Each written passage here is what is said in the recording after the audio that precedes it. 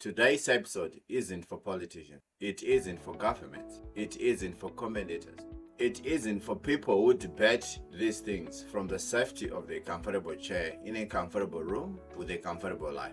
It is for you, the father who built a business with his bare hands and watched it burn. The mother who packed 20 years of memories into 2 bags and carried them out of the door she would never walk back through. The child saying goodbye to the only school they had ever known, the only friends they had ever had left. The migrant who truly believed that South Africa was where dreams could become reality, who worked the long hours, who paid the rent, who served the customers, who showed up every single day. If this is you, I want you to hear me today. You may have lost everything, but please don't lose tomorrow. Let me tell you what the news cameras don't always show. They show the broken glass. They show the burnout shops and the crowds and the chaos. And the cameras leave. The journalists move on to the next story. The world goes back to scroll. But the person standing in front of what used to be their livelihood, they don't move on. Because what was lost wasn't just a building. It was 5 years of saving, 7 years of customer relationship, a decade of learning an industry, understanding a market, building a reputation. One sale, one smile, one transaction at a time. It was the business that put food on the table, the business that paid school fees, the business that was supposed to be the foundation of the future. South Africa has seen waves of what officials and researchers describe as xenophobic violence, attacks targeting nationals, many of them from Zimbabwe, Mozambique, Malawi, Ethiopia, Somalia, Ghana, Nigeria, and other parts of the continent. People who came legally, people who worked hard, people in many cases had lived in South Africa for years, even decades. And I want to be clear about something. This episode is not about politics. It's not about blame. South Africa is a country carrying enormous weight, unemployment, inequality, a young population with limited opportunities, a history that left deep wounds. These are real challenges, real pain, and many South Africans are suffering too. But when a family from Zimbabwe loses their corner shop, the shop they built from nothing, they are not an economic statistic. They are people. Nobody wakes up one morning and decides to leave their home country happily. Nobody packs a bag with excitement and thinks, I cannot wait to start somewhere unfamiliar. Sleep in an unfamiliar bed, speak to strangers, miss my mother, and wonder every single day if I made the right decision. People leave because staying felt harder than living. They had to believe that there was something worth working toward. And many of them found it. They built small businesses. They employed people, sometimes locals. They contributed to communities. They sent money back home to parents and siblings and children who were counting on them every month without fail. That is not a burden on society. That is a human doing what human beings do when they love the people they love. And to have that ripped away, not by recession, not by bad investment, not by personal mistake, by the violence, that is a weight that cannot leave quickly. People will talk about what was lost in material terms. The shop inventory, the furniture, the equipment, the saving. And yes, those losses are devastating. They are real. They matter. But I want to talk about the loss that does not make the news. The loss that nobody interviews you about. The loss that does not have a rand value attached to it. Time. The years you will never get back. Think about it. A person arrives in a country at 25 years old. They spend 3 years learning the landscape, building relationship, figuring out how business works in this place, how the systems work, who to trust. They spend another 2 years saving enough to open a small business, another 3 years growing it, making mistakes, recovering, losing customers, finding new ones, slowly finding their footing. That is 8 years of life, 8 years of discipline, 8 years of sacrifice, 8 years of choosing the business over the holiday, choosing reinvestment over personal comfort, waking up early, staying late, doing the work even on days when work felt impossible. One night, it is gone. That is why I started this podcast. This is why it is called time. Because time is not just a resource. Time, it is the current. It is the most democratic current on earth. Every single person on this planet gets 24 hours. Not more, not less, rich or poor, local or foreign, the hours are equal. But how you invest those hours and what happens to those investments, that is where life gets complicated. I know that there are people listening to this right now who feel like every hour they have invested has been erased.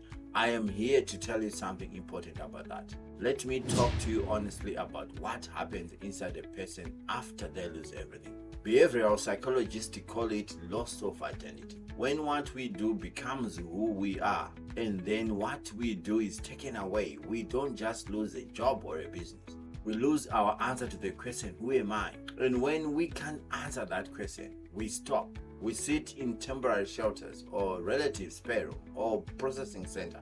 And the voice in our heads, the one that is supposed to motivate us, goes quiet. Because the voice does not know what to say. People stop eating properly. People stop sleeping properly. They withdrew from others around them. They replay the moment it happened over and over again. They wonder what they could have done differently. They carry guilt that does not belong to them. And somewhere in that silence, a thought creeps in. I have failed. I need you to hear me very clearly right now. You have not failed. Life happened to you. There's a difference, and that difference matters more than you know. Failure is choosing to stop. Failure is deciding that your story is over. Failure is looking at everything you have been through and in concluding that none of it was worth anything. But losing everything to forces beyond your control, being a victim of violence you did not invite and did not deserve, that is not failure. That is one of the hardest chapters of a story that is still being written. And I know it does not feel like a story right now. Right now it probably feels like an ending. But I promise you this is not your end. I want to speak directly to you now. You specifically. I know you are tired, not just physically, though you are that too. I mean that deep tiredness that lives in your chest, the kind that sleep doesn't fix. I know you are angry, and you have every right to.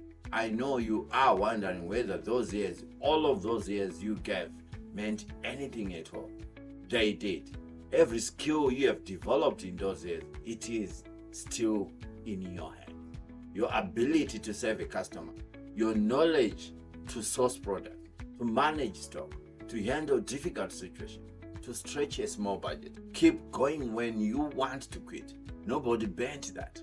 Every relationship you build, the trust, the warmth, the reputation you carried as a person of integrity, that lives in the memory of every person you knew. Every lesson you learned from every hard year, every difficult customer, every tight month, every creative solution you found when there seemed to be no solution, that wisdom lives in you. It compounds like an interest in a bank account. Experience accumulates even when you are not paying attention to it. There's a concept in psychology called post-traumatic growth. The idea is deeply human. It says some people, not all, but some, come out of devastating loss not just recovered, but expanded. More empathetic, more resilient, clearer about what actually matters. Braver because they've already survived the thing they feared most. I'm not telling you that losing everything is a gift. It is not. But I am telling you that whatever you do from this moment, how you carry yourself through this season, that can become one of the most defining chapters of your life.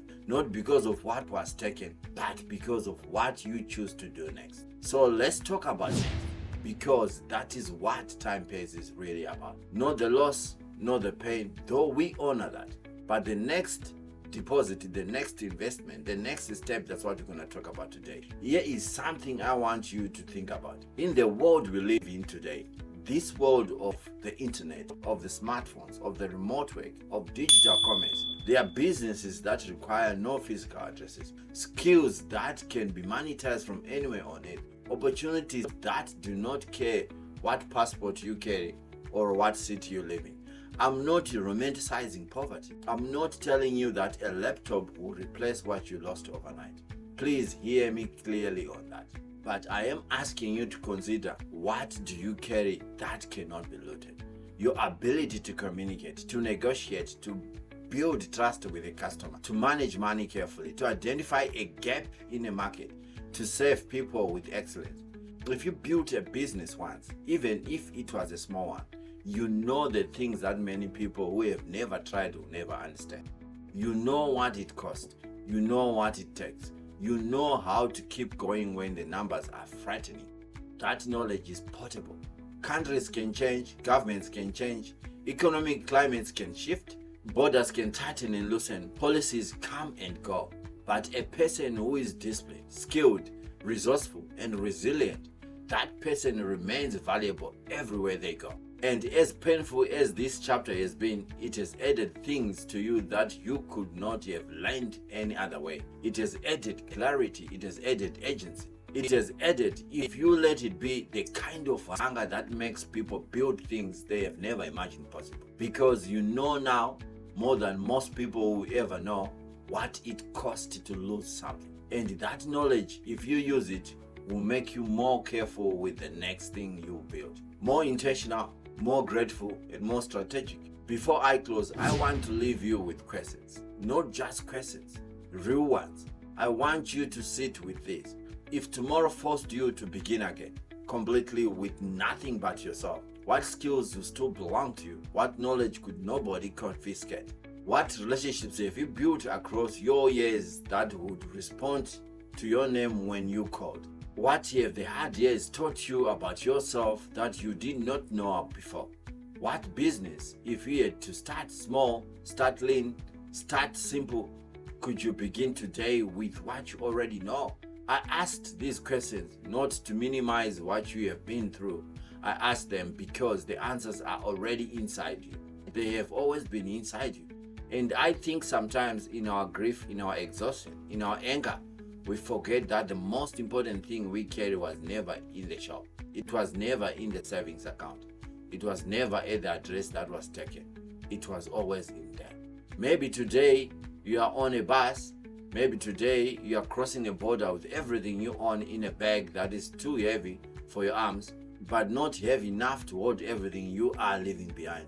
Maybe today you are sitting in a room that isn't yours, in a city that does not know your name, wondering whether life is simply forgetting about you. I want you to remember something. Not one can erase your courage. No one can erase your experience. No one can erase your work ethic. No one can erase your love for your family. No one can erase the years you gave. They may have taken your shop. They may have taken your stock. They may have taken your address. They may have taken your routine. The early mornings, the familiar streets, the customers who knew your name. But they cannot take your future. They cannot take tomorrow, because tomorrow is another deposit. Every sunrise is another hour in the account. Every skill you practice is another seed in the ground. Every morning you wake up and choose, despite everything, to keep going. You are making an investment that the violence could not touch, the fire could not reach. And you keep planting. One day life will surprise you again.